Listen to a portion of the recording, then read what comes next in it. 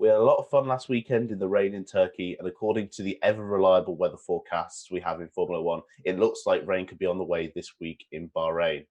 Welcome back to the Grid Talk podcast, and today we'll be previewing the 2020 Bahrain Grand Prix. Hosting today will be me, Louis Edwards, and joining me are engineering student Owain Medford. Hello.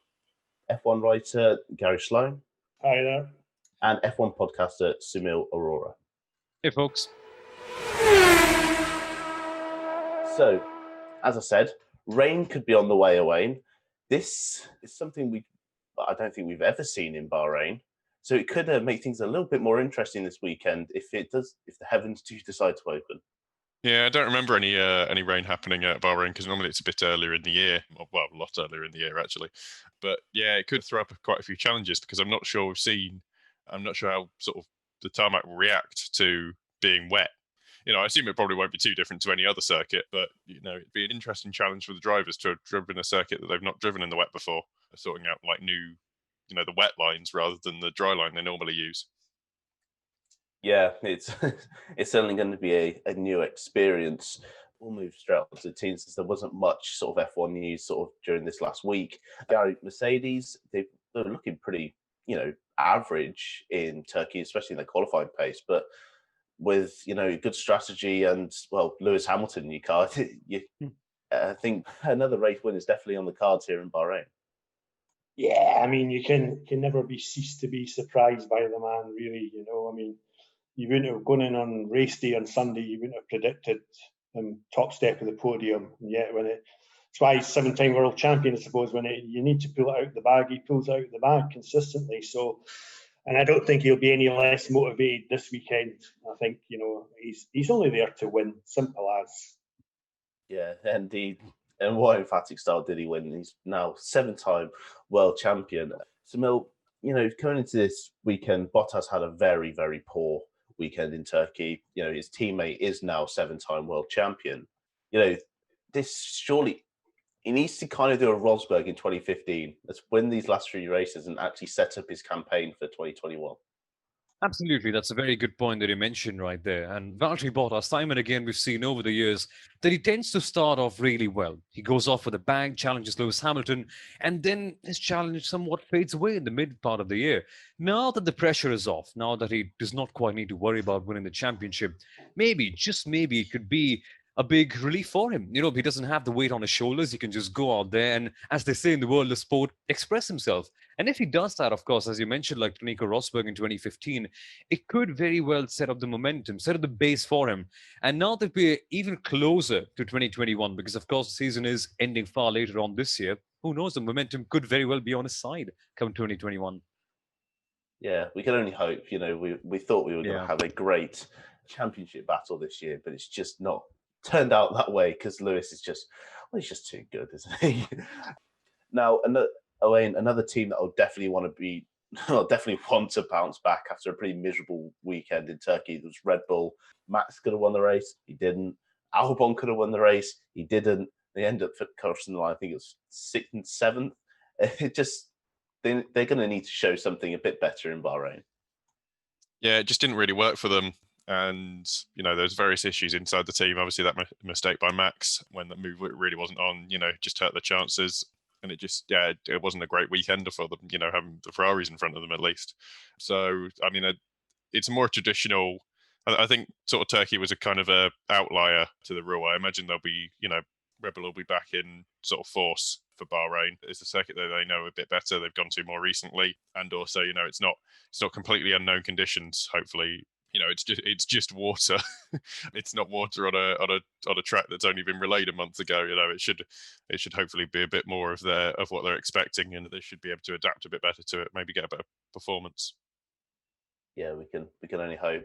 And then another team that, if it does rain, Garry, will hope to replicate their results. Racing Point did a tremendous job in the rain, but absolutely flying in Turkey. If it does rain, this could really fall into their this race could really fall into their hands again. Yeah, racing gods could be on their side.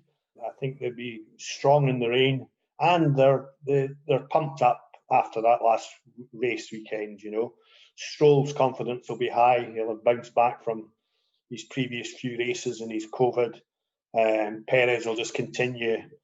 I suppose for Perez as well, you know, he, as I've said before, he's nothing to prove, but just for himself, he'll want to go out probably out qualifying and out racing Stroll in the last few late races, just for his own personal satisfaction. But yeah, and they've got their eyes set on, you know, the only prize that's left going, which is third place, the constructors. So it's a circuit, it might well suit them, but they'll be definitely pumped up for it. Yeah, I mean, you mentioned our third place battle. It's getting incredibly tense now. We've only got 3 races left. So out of the 3 teams, Soumil, you've got Racing Point, who have just walked away with a brilliant result in Turkey. McLaren did well to recover points after a pretty miserable qualifying. And then you got Renault, who seems to have faded away, with Ferrari now just on the back of them. It could really go either way. It's the perennial debate, isn't it? We've been speaking about this very battle from the very first race, and there's literally no clue about which team will come out on top. I mean, I remember in the mid part of the season where we went to all the circuits where that required quite a bit of downforce on their car. Renault all of a sudden came in and started to put a few excellent performances. We couldn't quite expect something like that.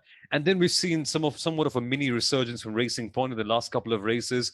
McLaren have always been there or thereabout. It's something very fun, but also Ferrari have stepped up their game once again. Charles Leclerc is always putting in some excellent performances, and Sebastian Vettel too. After Turkey, who knows? Maybe just it could be that one big spark that he needs to get back on track. So instead of 3, we've got 4 big competitors now, and it just makes it even better.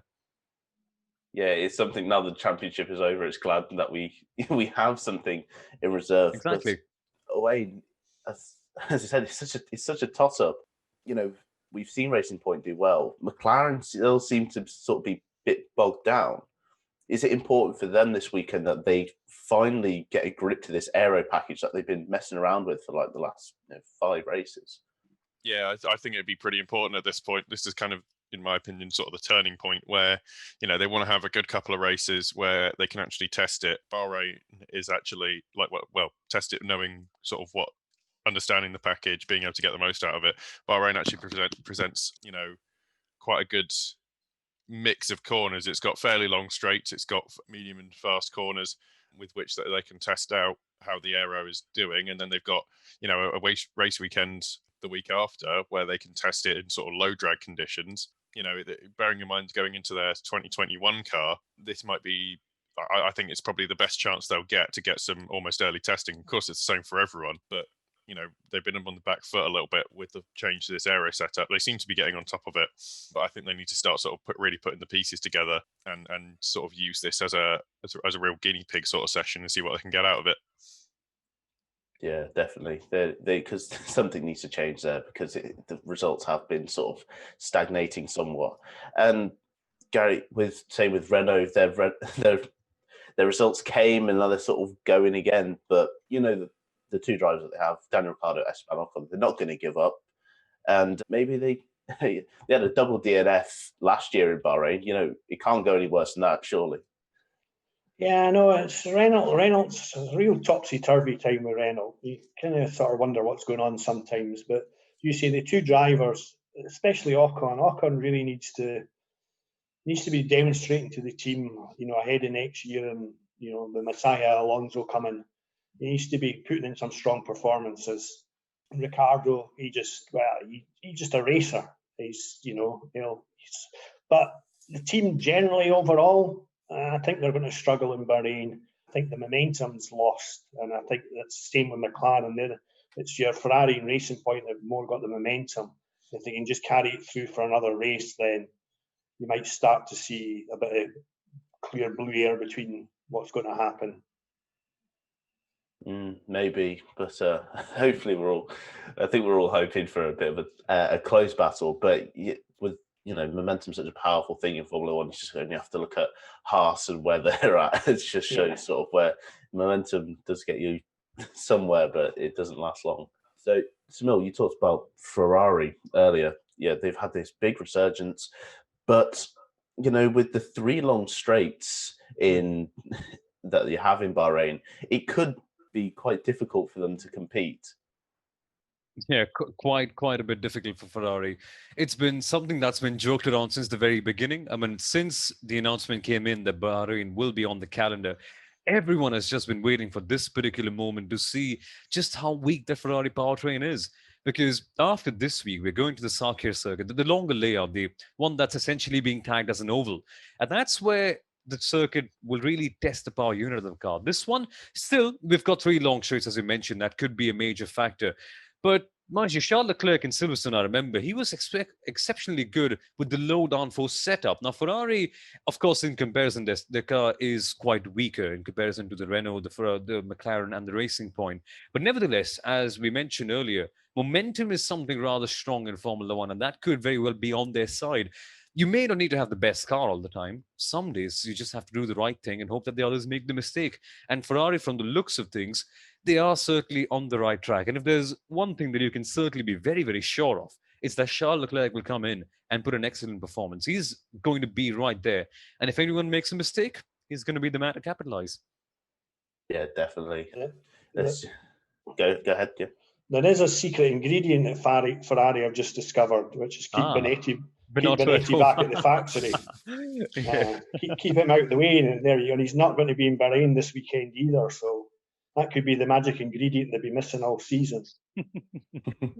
Maybe. Owain, we'll move on to another Italian team, Alpha Tauri. It was looking so good for them. They've been doing so well, and then they had just had this big crushing blow in Turkey. You know, they were well out of the points, well off the pace. They're going to need to bounce back hard if they want to stay in this sort of, even remotely in this midfield battle. Yeah, they've kind of been dropped out of it, in my opinion. Just looking at the points, I think, you know, there's no real way back in, because I don't see Ferrari dropping a huge amount of points. They'll probably both crash out now. I don't see Ferrari dropping a huge amount of points in the next couple of races. But, you know, because obviously they had such a bad weekend last weekend that sort of scored them very few points, and Ferrari had an amazing weekend where they scored the most of anyone, so that's really pushed Ferrari ahead, and it's kind of left them in this a little bit of no man's land where they're out of touch with the people in front, but they're obviously they can't drop any further down.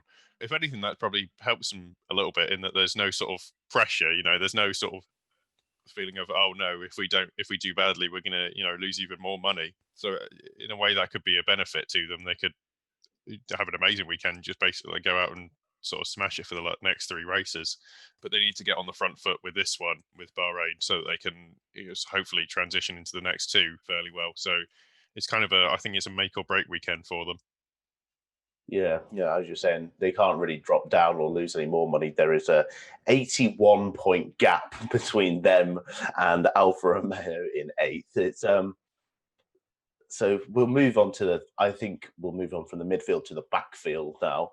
Alfa Romeo looked another team, Gary, that could actually benefit from these wet conditions. We saw in Turkey that, you know, Kimi and Antonio could manage, you know, the wet tyres, and they could do quite well in qualifying. Just the race didn't work out for them too brilliantly. But if they do get if it does rain on Saturday or Sunday, they could be, you know, contenders. Yeah, absolutely. I think that's what they'll be banking on or wishing for is rain. And then you've got 2 drivers very capable, especially Kimi. He can be a bit of a rain master when he wants to be. So, and the team they're just languishing now. They're like limp. So they need something to inject a little bit of passion back into the tail. It's important for teams at the tail end of the season to have something normally a much longer winter break. So as we said earlier, it'll be a shorter downtime, but it's always important at the end, sort of end of season, end of class, that sometimes when the pressure's off, they need to pull something out of the bag. And Kimi needs to kind of show as well, you know, why he's got his seat for next year. So, you know, yeah, I think it could favour them, but I think they need rain. They need rain and a bit of luck, and then they need to get out of this. As I say, they're just they have the feeling they're just wallowing about just now. They've done all the deals they need to do, you know, signed up for another year, Alfa Romeo, and got the drivers in place, but they just seem limp, is how I would describe them. Yeah, it's not been particularly a brilliant season for Alfa Romeo, but a team that's probably having a worse season, Soumil, is Haas. On 3 points this season. They've got 2 drivers that know that they probably won't be in Formula One next season. They're just in a bit of a mess in terms of internal sort of things in the team. We don't even know if Gene Haas is going to stick around in F1 Exactly. after how poor they're going to be. It's really not looking good. And going into this weekend, I don't think anyone expects anything of them. Nope, that's just been the case for the last couple of years for Haas. They just have not been able to unlock that chassis. And where do we even begin? They've got troubles between the drivers, troubles with the chassis, troubles with the manufacturing. And Haas, from the very beginning, have come up with the model of buying customer parts from a team like Ferrari. Now, there are two issues with that. You don't get modern parts, they're completely up to date. And secondly, you're buying it from Ferrari, who aren't exactly having the best of years themselves. So the Haas is clearly facing a major issue in that department. And Grosjean has mentioned it's mostly with the suspension, about their rake angle changing because the suspension gets a bit too hot at certain times.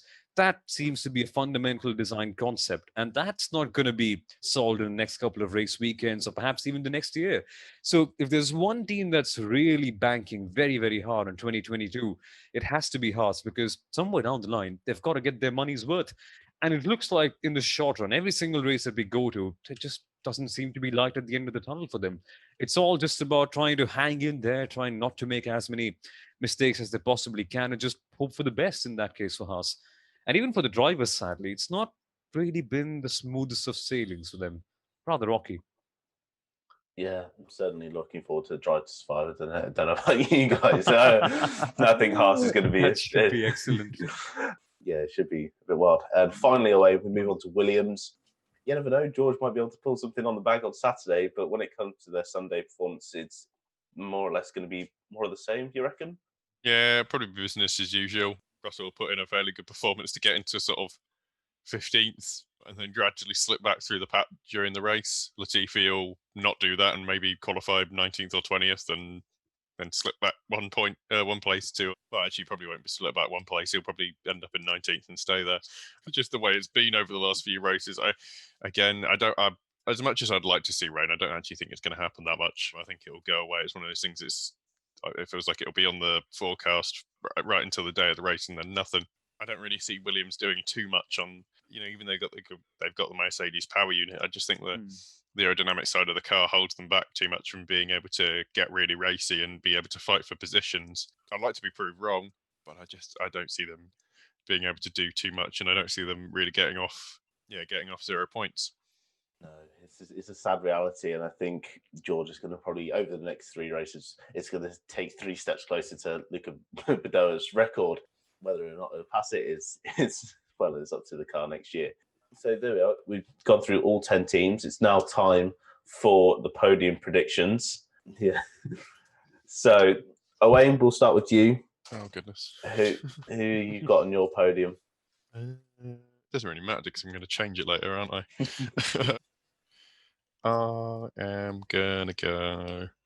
Hamilton normally drops off after he's won the title. I know he's been trying not to do that in more recent seasons, but I am going to go maybe... No, I can't be with Verstappen. I don't think they'll be quick enough.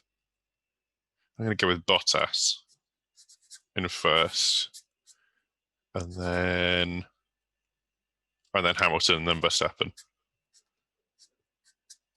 Actually gone for Botham there. Yeah, Botham there. Gary? I'm going to go for Verstappen for a win. I think he's so distraught after what happened last race that if he can temper that hot head of his, I think he'll go for it. He's going to go for it big style. I get him. And then I would say probably Hamilton, Bottas. Okay then. Right, Soumil? It's interesting. For every single race that we've had this year on our podcast, Pitch the Podium, we've had this small prediction competition. And for every single one of them, I've gone for only one prediction, which is Hamilton, Bottas, Verstappen. But I'm going to change it for the first time because Owen has mentioned a very good point that Hamilton tends to drop off. So I think, this is the chance where Bottas could really capitalize on that. And for Max as well, Max seems to be in a good mood. I mean, recently, last Wednesday, we had the VCO Pro Sim Series, and he won a couple of races over there. Seemed to be rather relaxed, all cool. So I would actually say Bottas, Verstappen, and Hamilton. It's going to be rare to see Hamilton finishing on P number 3, but should be fun to see what happens in the end. Doesn't do any harm to put a prediction that in. I'm going to go a little bit off cusp here, but I'm going to go with Bottas to win, Hamilton second, and Sergio Perez third. Ah. So I'm going to put Perez on the podium. What happens to Max? What happens to Max then? I think he probably retires. He doesn't have. He's never had the best of luck around Bahrain. He's had multiple brake failures and this and that. Something always happens. He's just bought himself a new private jet, so he might just want to be desperate to get back on it. Yeah, maybe. Now, Soumil, you're new to the show, so on this we do a bold prediction. So a bit of a wacky one. I said last week, I don't want to call myself Mystic Louis, but I said Vettel will finish ahead of Leclerc on pace and not by anything like retirements or anything. And well, we saw how that panned out. So we'll start with you, Soumil, as you are new. Bold prediction for this weekend. Oh, you put me in a bit of a spot right here. Okay, I'm going to say Esteban Ocon finishing up ahead of Daniel Ricciardo. It's been rather rare this year. Ocon has just been battered and whacked so many times this year. I think he's going to come ahead. Who knows? Because the last time I remember last year, Nico Hülkenberg ended up beating Daniel Ricciardo at Bahrain the last time out. Who knows? Maybe it could be Ocon coming up and beating Ricciardo this year. Who knows? I don't know. That's going to be mine. But if I had to go for a second one, just for the sake of going for one, Leclerc on the podium. That would be really outlandish, wouldn't it? Yeah. Garry? Well, I'll go for 2 as well. I'll stick to consistency. I'll take Albon for a win. Ooh. You might laugh, but I still think he's got it in him and he needs the racing gods. The other prediction, much to the Vettel fans will hate me for saying this, I think Leclerc will crush Vettel this weekend, both in qualifying and the race. Right, okay. He'll put him back in his box. That's why I want to do. Okay, Owain? I've gone for Ferrari on the podium because I don't think that's going to happen. I think the car's all wrong. And I'll go for the cop-out answer of George Russell to score points. Goodness sake. There has to be one. Someone has to say it each week, and I'm happy to take the mantle. It's the fans' popular choice. Yeah, I mean, you never know. Like we could have another Austrian Grand Prix situation where it's just everyone retires, but or we could, I think when it comes to if there is a safety car, George won't bin it behind the safety car. The walls are too far away, Just drive into the back of the safety car this time. He'll be in first as well at the time as well. Exactly. At Bahrain in the circuit, because of the wind and the sand, they coat the sand with an adhesive to stop it so it sticks to the ground. They spray it before the race. I didn't know that. That sounds pretty insane. Yeah, might just want to spray some on somebody's tyres, and slow them down. Well, if you've got the money. Yeah. That's all from us today. We now broadcast all our shows on Facebook, so if you're already watching live on Facebook, you'll know that. But if you're listening later on, we do broadcast all our shows live on Facebook, so make sure to check out the F1 Chronicle Facebook page to listen to all our podcasts a little bit early.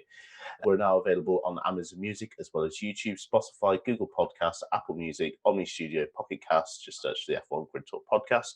We have a back catalogue of over 70 shows, including interviews with Mario Zola from Pirelli, and as well as sort of story-based ones on Tigergate and Ayrton Senna. We also have a subreddit. Just search for the F1 Grid Talk podcast, and we also have a Patreon for mics, lights, and better recording equipment for our hosts and guests. We will be back on Saturday for the qualifying review, so make sure to keep an eye out for that and tune in. So thank you so much for watching. Goodbye.